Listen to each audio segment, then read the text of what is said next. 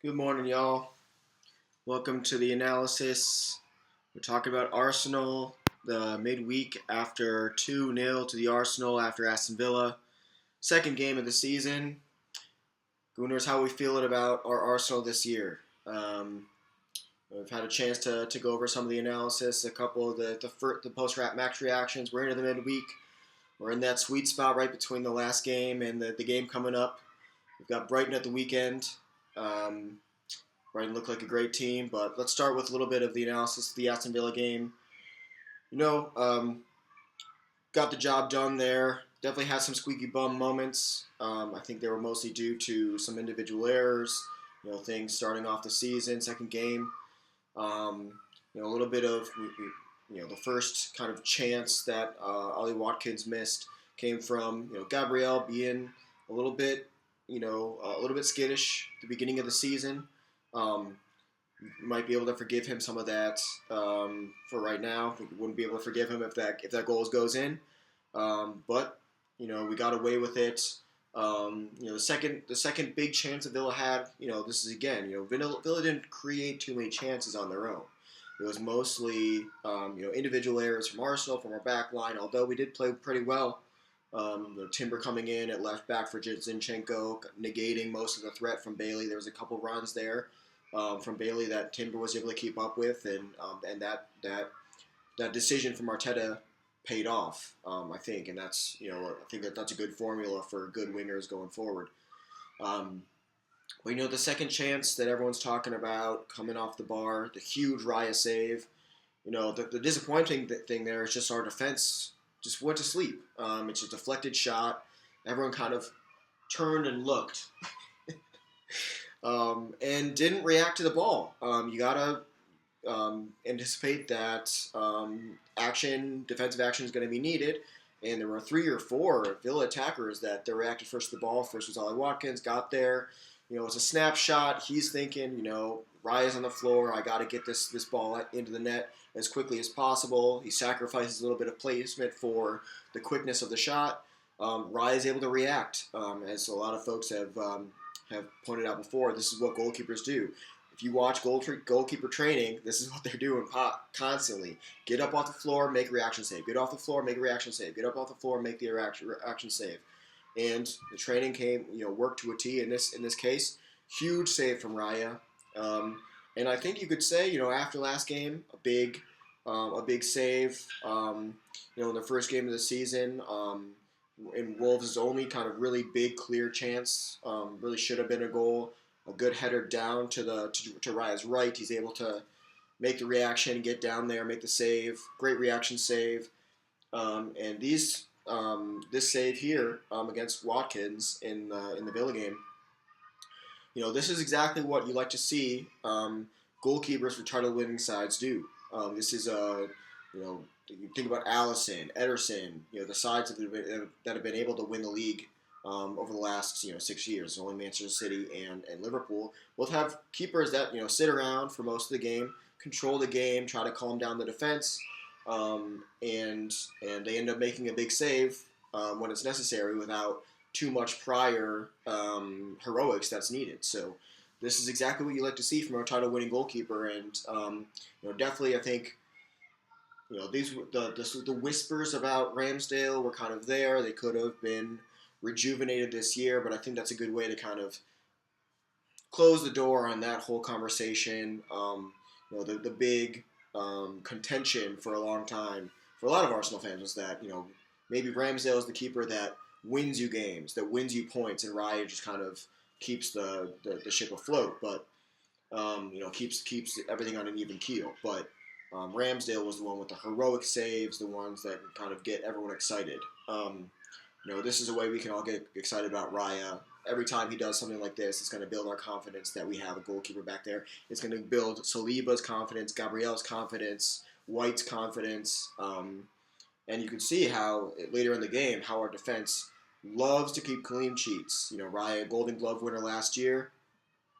Part of that's him kind of controlling the game. A lot of that is down to, I think we can say now, the best center back in the world, William Saliba. What a run to run down Ramsey at the end of the game, right there when Villa was about to have another chance, but we're not even thinking about that as a chance. He was away on goal for half of the field. It was a breakaway. And William Saliba is able to run him down.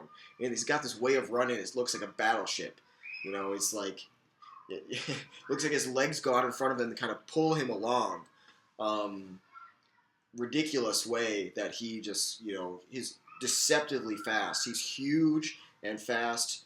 And that's why they call him a Rolls Royce, because it's just, it's class, it's power, it's pace. It's everything you want in a top quality player and a top quality defender, and you can see the passion as soon as he made that challenge on Ramsey, snuffing it out, no chance, and the reaction at the end to keep the clean sheet. So huge defensive action there, and I think this is what Arsenal has done, over the course of the last year, and looks like we're starting out this year as well. Everyone's crying out for an attacker right now. We still have, as a few days and counting here of the transfer window. It's been a bit of disappointment so far. We'll get into that, but everyone's crying out for an attacker. But Arsenal's formula over the last kind of year or so has been to build along the platform of solid defensive performances, which means that when you have an efficient winger like Saka, when you have a striker like Havertz that can exploit different spaces. I'm not a great fan of Havertz. I think he can do more, but he's definitely produced over the last year or so. Long may it continue. Martinelli obviously struggling a little bit, but he was able to contribute 2 years ago. Trossard, deadly finisher. We saw that in the game against Villa. But that's the thing. Like it takes you 15 minutes into a talk to start talking about the game-winning goal, because the defensive actions were really the star of the show. And then Trossard and Saka or Havertz, are able to nick a goal here or there with their individual quality or with their quality of service. Not to mention, the prowess that Arsenal has shown over the last year or so, being one of the most prolific set-piece goal-scoring teams that we've seen in a long time. Gabriel, a huge part of that. I pick him in my fantasy team every year because I know, he's going to get at least 5 or 6 goals off the corner. If Saliba can start doing that, if White can get a couple goals off the corner, if Calafiori coming in now, Marino coming in, very prolific goal scorer with his head. We saw that in the Euro, able to score big goals with his head. We have a really prolific team in terms of getting up in the air and scoring goals. We just need 1 or 2 a game. With this defense, as stout as it is, if it stays that way, we can control the game. We can calm things down. We can snuff out chances when we need to, when there's a breakdown. And then all we need is a moment of magic from Trossard, a moment off the bench, a moment of magic from Saka, who also took that goal magnificently in the first game. This is the formula I think that Arteta's going with. He's really going with solidity first, and that's frustrating for a lot of folks, including me, that are used to the Wenger days, the flowing football, the football is art. Arteta is more football as a science. He's looking for the marginal gains. He's looking for those little pieces of technical quality or little knobs he can turn in different areas that can give him an advantage, and it's worked for him thus far. Unfortunately, he's going up against a Pep Guardiola, who's the master of this, and has a little bit more of that individual quality and magic, and the strikers to be prolific enough. You saw Haaland at the weekend, just get one chance and it's a goal, and that's the type of thing that Arteta needs. And that's the thing I think that a lot of Arsenal fans are crying out for, because we know if we get someone like that, our chances of winning the league just really go through the roof. I think we have a good chance now, but that's how we're sitting. So Trossard, magnificent goal. He should be starting next game. I think we need to have him. He needs to be rewarded for this. We can't continue to to convince him that he's a bench player, especially as Martinelli has not been able to put things together recently. He needs to improve certainly. Um, I think the formula is there with Marino coming in. That's more stability. With Calafiori coming in, that's more stability. We'll probably concede very few goals this season, but the question is going to be: do we have those moments in enough games to squeak out, a 2-1 where we're tied, or a 3-2, or a 1-0? Um, that's going to be the question this year. I think 2 games in, how we're feeling, how we're thinking about the season. Transfer window still open. Things could still happen. I think we're on the precipice. I think one big signing, and a lot of Arsenal fans will start to think of us as favorites again. However, I think right now, looking at the way that City's starting, you have to consider that they are the favorites at this point. I predicted Arsenal to win at the beginning of the season. That's before City brought in Gundogan. That's before they brought in Savinho. Haaland is healthy. De Bruyne is healthy, rested. Haaland rested the entire summer. You got to believe that boy wants to rip this league to shreds right now. He's been waiting to play some football, and he wants to score some goals. So, I think City is going to have what it takes again this year, and it's going to be about whether or not Arsenal can raise the level. I think it'll be City look better than they did last year, in my opinion, and so it's going to take more. We're not going to be able to, if we continue the way we are and City continue the way they are, it's not going to be close at the end of the year. We'll be there. I think Arsenal will be second. I think Liverpool has started off the year really well under Slot, but, when those moments of adversity come, we'll see what happens. But, I think that's what the league's going to look like this year. Arsenal are in second as of right now, in my head. And I think that's the way it's gonna continue for quite a little bit here. City don't look very solid. They look commanding. They brushed Chelsea aside in the first game.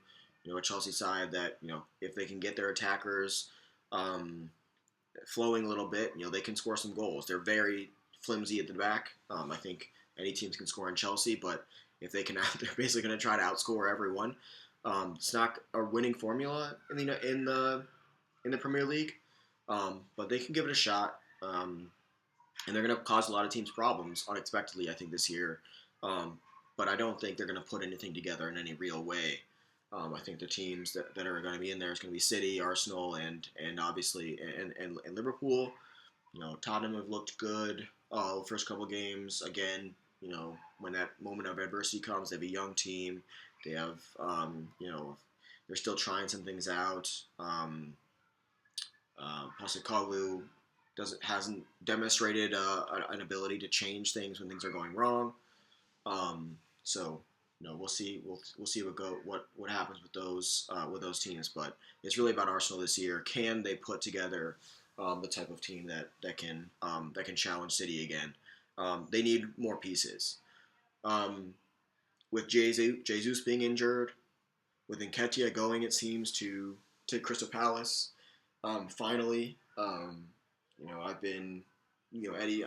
I'm of the opinion that Eddie should have gone a few years ago. At this point, if we're able to actually get 30 million for him, 30 million pounds, that's not bad business. You can make the argument that this was the right time to sell him. If other teams were not able to pay that level of money, 2 years ago, and maybe he was more a hotter commodity. He's 25. He is on the older side. He should be hitting his peak in his career right now. Similar to Smith Rowe, I think that's a more unfortunate story. Smith Rowe has been sidelined by injuries. Eddie has had his chances, and he's not taken them. He still has the body language of jogging around the pitch. It's similar to kind of like Ainsley Maitland-Niles a few years ago. You have a chance here, bud. You need to take it. And there's just something that's holding them back in terms of the 100% effort. It looks like. You never know what's going on or if it's instruction from the manager, whatever it is. But um, it all everything goes away if you're winning and scoring goals. And in too many occasions, Eddie has failed to score those goals that a striker needs to score in order to be in the Arsenal team. So it's time to go. If Crystal Palace want to pay $30 million, £30 million for him, you know, I think we're certainly well. I think that's a valuable deal for Arsenal, and hopefully that means that we will reinvest it in someone else before the end of the transfer window. Who should that be? No one really knows. It seems really disappointing. None of the options seem perfect. I think Šeško was the option that the Arsenal hierarchy had identified. I think most people would have been maybe most excited about Šeško. He's fit the bill of a striker that had all the attributes, that wasn't quite prolific yet, but that would be willing to play the backup role to Kai Havertz and to Jesus when he's healthy. In different instances, play in the cup games, play in the Champions League, and be able to kind of get the ball rolling there. And they were going to try to bring him in earlier on in the window, so that he would be integrated. That ended up not happening, and now we're on to plans B and C, and those never feel as good as Plan A. There's an inherent disappointment in there. What could have been. And now we're kind of trying to fit, hexagonal pegs in round holes. It's not quite so stark as a square peg in a round hole, but Osimhen looks. I think the one that would give most Arsenal fans confidence that is that striker that can bring us to the next level. It would be Osimhen. I think it has to be Osimhen if we're going to get the fans confident about the league. I think the hierarchy are looking at other options. We've heard about Adamoto Lookman from Atalanta. He's had a spell in the Premier League. He's looked pretty good, but he's definitely not that level raiser that perhaps a lot of Arsenal fans are looking for. Who else? There's been rumors about Coman. I think that would get most Arsenal fans excited. He's got bags and bags of experience. Knows how to win leagues, knows how to win Champions Leagues. He's been around those teams. He still has a lot to offer. I think what most Arsenal fans are not kind of considering in a lot of these analyses is that people throw around all the time, "Oh, it's not Football Manager. It's not Football Manager." Yeah, it's not Football Manager, but transfers happen. Different. You don't know who these players are. There are character issues, not character issues, but character. Facets of players' character that go into building a squad that perhaps are not reflected in FIFA rankings or what you can see in the highlights and things like that. I think a lot of the hierarchy and the coaches are thinking about who is this person, would they fit well with our team, what are their expectations, a lot of different considerations there that a lot of that has more to do with how many goals did they score last season and how can they contribute and how fast they are. And so I think that's often what holds up a lot of these deals that just seem perfect on paper, but it's an evaluation. That doesn't mean that they get it right. You look at Aubameyang, how much we could have used some of his goals over the last year or so. I think if we had him, you might say we could have won the league last year. Just a few more goals, and we might have won. But we just didn't have that prolific striker that was able to get that one or two a game out of nothing that Haaland can do for City, that Salah can do for Liverpool, for example. Trossard is kind of our Jota. He's able to kind of get those goals out of nowhere when the rest of the team isn't able to do that. So that's a key piece. I think Saka, if he can become a Salah, can be that league winner for Arsenal. He showed flashes of that, but as a young man, he needs to put that together consistently. He's been doing it. He's on that trajectory.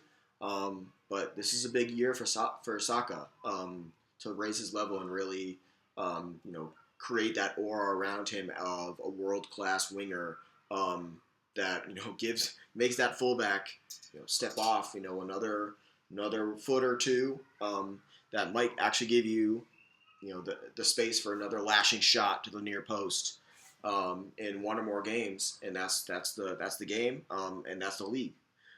So very fine margins here, but City, barring any punishment from charges that could come down here in the beginning of towards the end of 2024. I have really no faith that any of that is going to be resolved. I kind of tend to err on the side of the fact that there's just too much money involved, and City has been the emblem of the Premier League for basically almost a decade now. It's almost a too big to fail situation. Like you've built your prestige on this team that's won the league too many times, and you can't really punish them because what does that say about what the league has been over the last 10 years? If you punish them, you admit that they cheated to get where they are, and you've just admitted that there's been a dark era of the Premier League over the last 10 years, and everything that we've been seeing is fake, and undeserved. And I think the clubs are too close to the league for that to be a consideration for a lot of the folks in charge of the business of the Premier League. What product are they putting out? You're basically calling it into question your own product. It's one thing to sanction Everton, Nottingham Forest. They're not going to do anything. City would be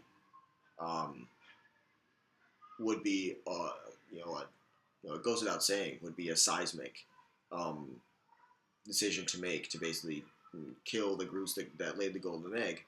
And they're not going to do that. Maybe a fine, maybe some fines, fines.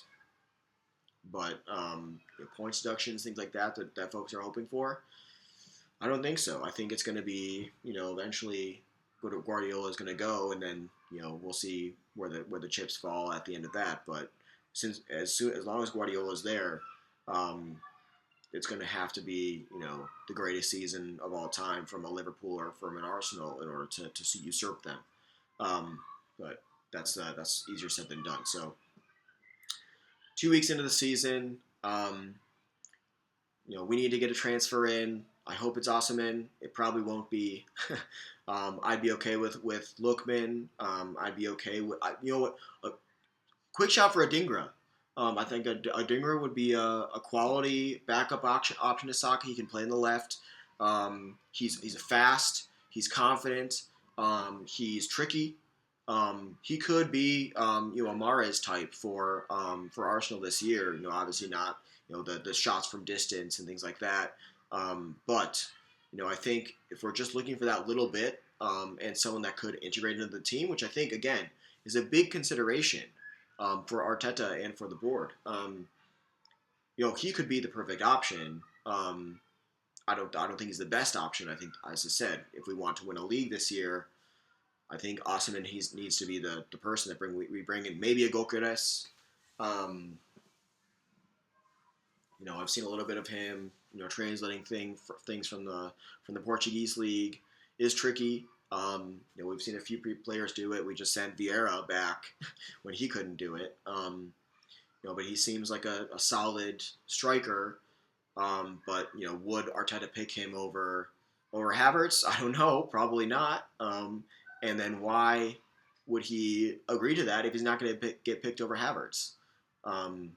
Doesn't really make much sense. So, we need depth. We need, someone to step in and play the Saka role if God forbid, Saka cannot, do the heroics that he's been doing over the last few years, playing every single game, contributing in every single game, even when it seems like he's not contributing. He's got that efficiency where he can take one shot and it's a goal. I think Adingra could be a good shout in that position. I think that he seems to kind of fit in a way like Lookman and Adira seem to be the things that fit. Our dream signing Nico Williams, who I think is a good player. I'm not as sold on him as a lot of other folks are. I know he had a great Euro performance. He's it seems like he's rather settled in Spain. That's a big move for us. The other thing that I think a lot of folks tend to underestimate is just how difficult it is to move countries for a young player, for a young man, for anyone. That's a big change, and you have to have a lot of structure around you. You have to have a lot of belief in yourself. You have to have a lot of confidence that you can kind of survive in that project. You're taking a really big leap of faith there, which is something I think that a lot of folks don't quite factor into their thinking about whether or not transfers will work or not. We talk about time to adapt, but a lot of people don't adapt. And so, if you've got a good thing going, Williams just won the Euro for Spain. He wants to be the big guy, the big man in Spain right now. Every time the Spanish commentators talk about him as he's playing for Bilbao, everyone's going to be talking about the Euro winner Nico Williams. That's a big deal. Be the star among all the Spanish fans. And then, maybe as all these Spanish players want to do, he's probably holding out for 1 year to get that Barca contract, just like Olmo got this year. But it wasn't really possible. But I think the conversation in the background is hold out 1 more year. Get your new number, get your new wage. Wait 1 more year, and then Barca will come in for him next year, and he'll be the signing. And that's what he'll want. I think the dream of him coming to the Premier League, whether for Arsenal or for anyone else, it would have to be a break the bank type of the type of transfer that would set him up for the rest of his life and his family. So don't think that's going to happen. I think if it's going to be anyone, it'll probably be someone like Lookman. I think Adingra, if it's a striker, Gyökeres or maybe one other name that hasn't been thrown around a little bit. I don't put much stock in the Coman rumors. Those types of players don't tend to come to Arsenal, and it doesn't seem to be the type of player that Arteta wants to introduce into the dressing room. He wants younger players or players that are prepared to play a supporting role for now, at least. And I don't know if Coman would be willing to do that, to go to play second fiddle to Saka. Only in an emergency, like if Saka went down or something like that, could I see that happening? So we'll see. We have a game at the weekend. Arsenal, bringing up the second place in my mind right now for the race for the Premier League title this year. But things are looking up. We've got great solidity. We've got players stepping up. It looks like our defense is ready for the fight. Can we get those attackers in to put us over the line this year? As I said, City looks strong. It's going to be a classic if we can do it. But we'll see. Here, second game of the season. We'll see against Brighton what might be possible. Trossard should be starting. I think Timber needs to start at left back as well. We'll see if Arteta continues with the experiment of Partey, Rice, and Odegaard in the middle.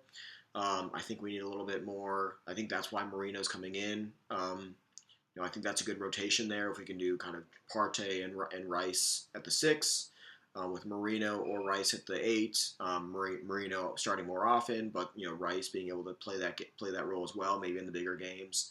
And then Odegaard still needs to get off the mark here. He's had a couple of had that big miss against Villa that could have been 3-0, should have been 3-0. He's been doing his thing, but he's tireless presser. Really, you can see why he's taken over the captain's armband for Arsenal.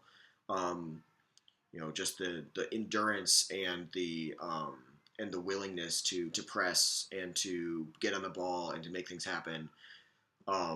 Really, that's what you want in your captain. That's what you want, setting the example for the rest of the team. And so it's really promising, and we're long may continue.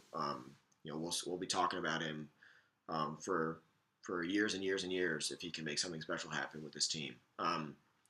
But yeah, I think Brighton unchanged, except for maybe a change in that on the left wing. Perhaps a change in the midfield, depending on what Arteta wants to go with. I think Trossard's the shout there. Former team, probably he'll have an extra dog in this fight, and he's been finishing. You have to reward him. You have to let him show what he can do. Give Martinelli a chance to kind of see what's going on. Even the things that we associate Martinelli with, getting in behind, all that kind of stuff. Trossard was doing that better in the Villa game. We talked about after the game, what he was in an interview, and they asked him kind of what was the coach telling you, and he said, we were talking about getting in behind that fullback. He came on the field, spoke to Gabriel right away. Let him know, there's space in behind the right back there, an 18-year-old that Martinelli really should have ripped to shreds, but just didn't seem to be able to impose any type of dominance over him. Ran himself into corners different times, as he tends to do, or just kind of slows it down and plays back when he has space in behind that he can exploit. Just kind of taking too long to make those decisions, kind of similar to what like Saka used to do. But he needs maybe a spell on the bench to show him like what it looks like from the sideline, and what spaces are there to exploit. A little bit of advice from the manager as he comes on the field. Maybe that's what Martinelli needs to kind of get his head of steam back up. We'll have a lot of games this year. We'll have Champions League. We'll have a FA Cup, League Cup. These are chances for him to show a little bit different, something different in a different context to get things going. That's one of the beauties of the early parts of the year, is that there are actually opportunities for the whole squad to play, and so he'll have chances. But I think in the Premier League right now, Trossard's doing the business, and he needs to start. He deserves to start, and Arteta should be right by him and put him in the team. Deadly finisher, our best finisher. If we're talking about needing those 1 or 2 goals a game, you want to have Trossard on the field, even if he's not, tracking back. Even that's why we have, that's why you don't play Zinchenko. You play Timber. You play Calafiore. We have those elements of stability in midfield to be able to cover that left side, so that Trossard can do his work forward, because he's not going to have the same type of power and running that Martinelli has in the back end.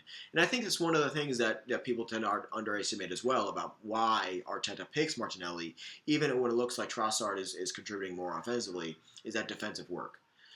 So if Trossard was contributing more defensively, I think Arteta would be more willing to pick him. But his quality in the front end, combined with the solidity that we now have in the back end, I think makes the formula favor Trossard, rather than like needing Martinelli to run back and cover Zinchenko, for example. So I think it's time for Trossard, and we'll see if we can get a big win over Brighton at the weekend. They've been started off the season flying. Big victory over Manchester United, who are shit, but still a big team, and it's still a big scalp. So we'll see what we can do at the weekend, and if we can make 3 out of 3, we'll be in good shape going into some of these bigger games of the season. Away days at City and at Tottenham, which is what's coming next. So we got to get that signing in. We got to get these 3 points over Brighton. We got to get our new signing accustomed to the team. And we got to go from strength to strength here, to be confident for City and for Tottenham. So that's where we're going. Arsenal right now, in pretty good shape. Let's see how it continues. Have a good day, y'all.